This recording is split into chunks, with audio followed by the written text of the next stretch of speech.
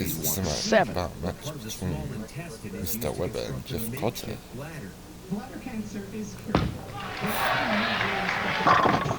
Perfect shot, Jeff Carter. After a long break, Randy, it's not easy to do to keep your concentration and think about the next step in your first ever shot. No, but he's got one game under his belt, and he looks loose, and I think he's going to bowl a much better game against Pete Weber, and he better. Because the majors, Norm, he knows how to win majors. Yeah, he does, and he doesn't need 2 shots to get comfortable. This is PDW. He's got all 10 down. We saw in the open of the broadcast, Pete welcomed with a rousing standing ovation. Definitely a crowd favorite here today in New Jersey. Now, Randy, you bowled, had a good week here. Norm, you finished 5th. There's a lot of bowling with all those games to try to make that cut of the final 24 for round robin match play. Pete told us last night when he got finished. Pretty late. He was tired. Guys are trained. Yeah, I didn't make it to match play. I just missed, finished 26, but I can vouch for that. Not bowling a lot of games anymore. Those 9 games that we bowled on Friday morning, Norm, as you know, were pretty grueling, and then to have you guys go straight from that into another 24 games of match play. Hey, it's a tough tournament, but that's why everybody wants to win the U.S. Open. It's the most grueling, toughest oil pattern, and the most rewarding.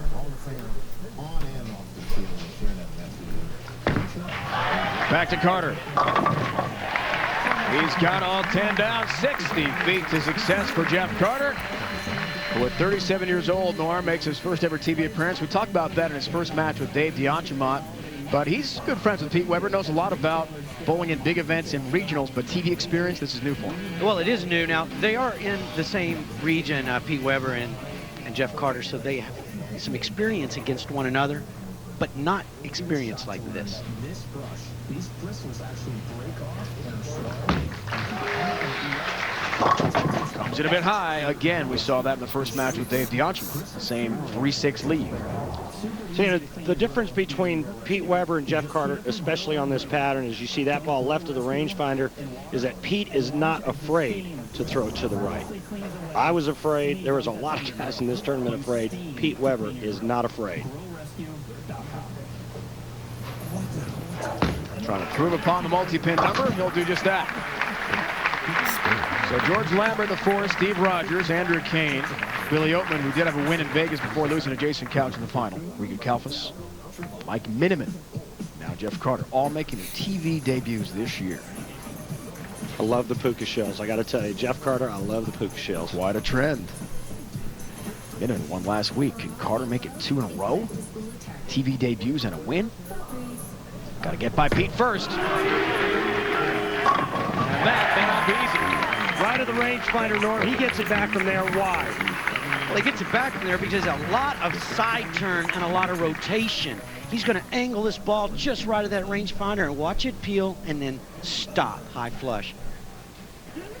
In my opinion, the best release the game has ever seen. Well, certainly in majors by a long shot.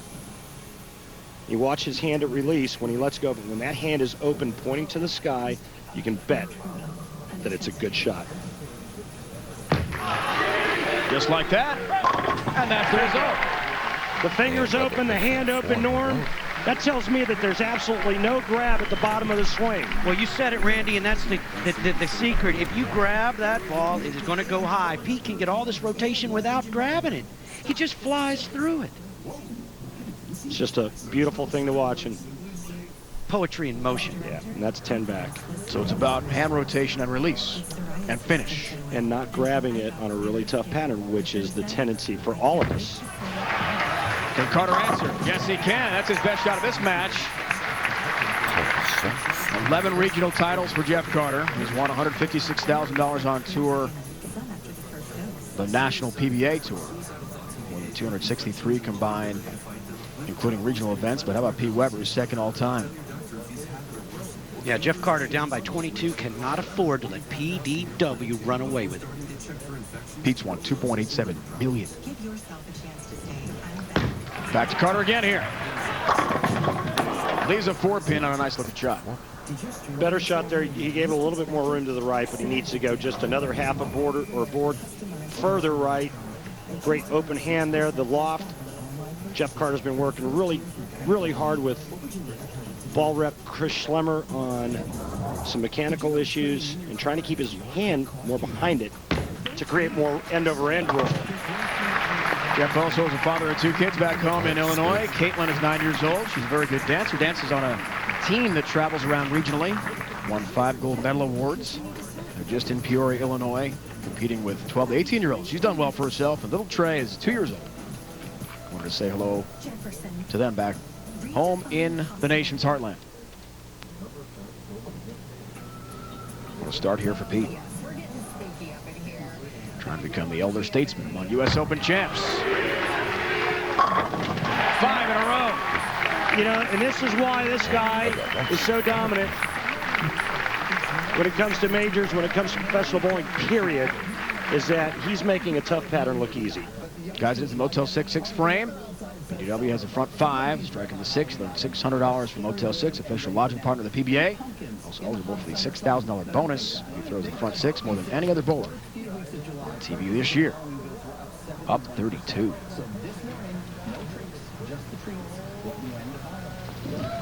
How about 6, Pete? You bet. Somebody caught him, but Pete still got it done. And it's all about the Benjamins. Right there. 6 of them. Pete Weber up by 42 pins. He's got a perfect game going against Jeff Carter, his first ever TV show. As we told you at the top of the broadcast, Pete Weber loves this stage. The biggest in the game, the 2007 U.S. Open. Big crowd, big event, $100,000 on the line and free season tour exemption.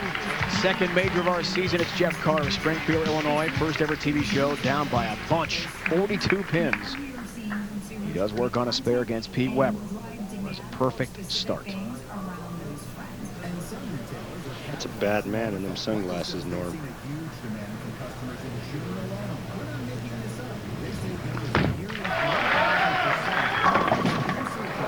Four pin. Yeah, Carter with a lot of quality shots, but he's just getting pounded by Pete Weber. And, you know, all week long, first 6 was just unheard of. You didn't see a lot of that. 1-300 game this week out of 492 bowlers that started this event. Yeah, Lonnie Wallachek, the only 300. I didn't see it, so I didn't believe it. An amazing field here, guys. We told you about great bowlers in our show. 26 bowlers from out of the country competed. 20 from Canada, 3 from Finland, 1 from Mongolia. We had a bowler from Russia and a bowler from France on hand, going for the big money. Open format, anyone can enter. Oh. 7-10. Uh-oh. Now, this can be made here. I made this 7-10 last year here in this building. So this hasn't been made on TV since Jeff Stavrik. As a matter of fact, you're right, Jeff. 1991, Tucson, Arizona. I was about to say it. Thank you. Yeah, you took it right from me. Jeff Carter. At least he's having fun with this. Make it. That'd be something, wouldn't it? Make it. Oh. Ouch. Closer. Well, that would have been awesome. I give it Only a 3. Rock, John Mazza, Jess Stayrook. Incredible. You think Jeff watches the telecast? He knew that it was just Stayrook? Just might.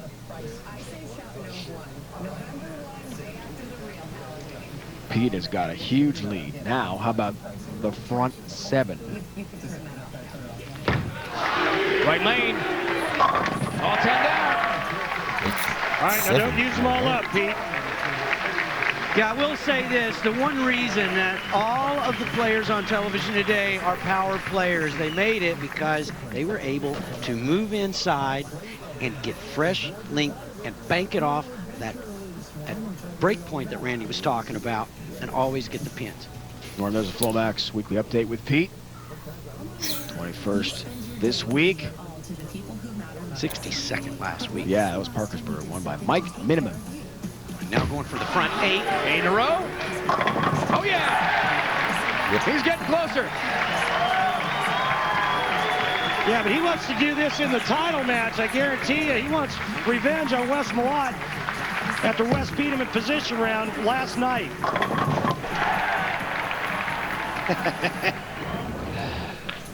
That's right.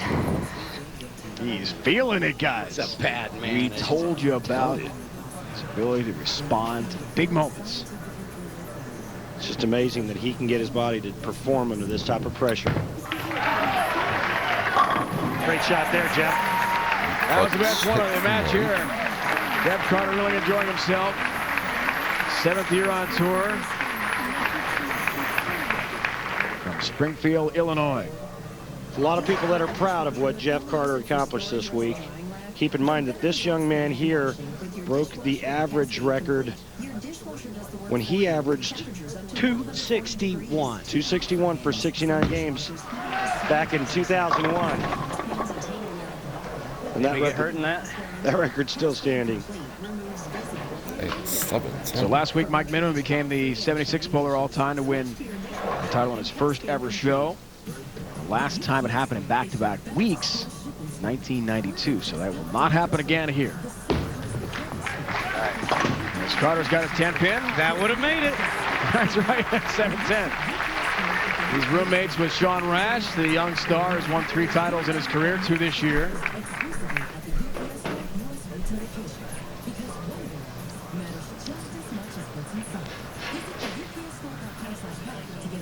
Never happened in the U.S. Open. A 300 game with Tracy watching. Can he become the 4th major tournament history to do it?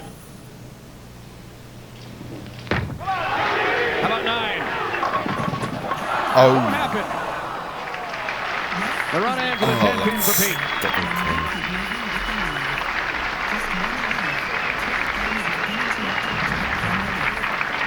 Well, this one here, just another great quality shot. It finishes just a shade late, leaving that week 10. But again, what an incredible run in his opening match against Jeff Carter. 3 strikes in the 10th, and Pete Weber's going to shoot 279. He has had 299 on television. So Tony Reyes had his 300 gain November 5th this season. It's a high shot and a 310 split. Taylor, Michigan. Tony became the 17th bowler on TV to bowl a 300 game. Did that against Parker Bowman III en route to a title. Who did he beat in the final? None other than Wes Malott, who in fact is in the final here as the top seed as well. We'll fast track the match here, folks, because it is over. Pete has clinched it. Just no matter what the final numbers will be. So it gives us a chance to watch Jeff Carter get 9 down. Norm, to look forward to the next matchup for Pete. And as Randy alluded to, a little revenge perhaps on his mind. Last night, a thrilling match, position round here at New Jersey, where it went right down to the last shot. Yes, 246, 245. Pete Weber needing a strike in the 10th to maintain his lead. Left a ringing 10-pin. Wes Malott overtook that lead. He's the top seed today. But the 2 will face off. That's what we're here for. It was a great match, and Pete Weber left a blowout 7-10 or pocket 7-10 in the 2nd frame, and Wes Malott strung a couple of strikes, 4 or 5 in a row, and then went solid 8, and then coming down the stretch, 9th and 10th, the match seesawed. What a showing for Jeff Carter. First ever TV show.